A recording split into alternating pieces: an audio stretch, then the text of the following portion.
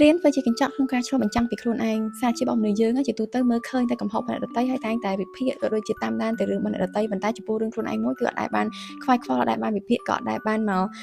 គិតថាតើយើងកំពុងដើរដល់ណាហើយឥឡូវហ្នឹងគោលដៅរបស់យើងបានទៅដល់នៅអ្វីដែលជាក្តីសម័យរបស់យើងពិតប្រាកដអ្វីដែលយើងចង់បានអ្វីដែលយើងដើរតែយើងបានដើរនៅយើងបានចាប់ផ្ដើមនៅគឺយើងអត់បានវិភាគនិងគិតមកលើខ្លួនឯងទេអញ្ចឹងពីថ្ងៃនេះតទៅគឺរៀនធ្វើជាកញ្ចក់ដើម្បីឆ្លុះបញ្ចាំងពីខ្លួនឯងនៅពេលអ្នកនរអាចធ្វើជាកញ្ចក់មួយនៅពេលដែលយើងផ្ដល់ពេលវេលាឲ្យខ្លួនឯងផ្ដល់ការគិតគ្រប់យ៉ាងមកលើខ្លួនឯងយករឿងខ្លួនឯងមកវិភាគយករឿងខ្លួនឯងមកគិតនៅពេលនោះអ្នកនរអត់មានពេលនៅក្នុងការវិភាគឬក៏គិតរឿងអ្នកដទៃទេគឺយើងនឹងចាប់ផ្ដើមមកគិតលើតែខ្លួនឯងទេហើយនៅពេលដែលយើងចាប់ផ្ដើមគិតមកខ្លួនឯងគឺអ្នកនរទទួលបានអារម្មណ៍ positive mindset ច្រើនមែនតើគឺការគិតបែបវិជ្ជមាននៅក្នុងខ្លួនច្រើនមែនតើព្រោះយើងបានដឹងថាយើងខ្វះខាតថងណាអ្វីដែលយើងគួរបន្ថែមអ្វីដែលយើងគួរបន្តចំណុចថងណាដែលយើងគួរតែ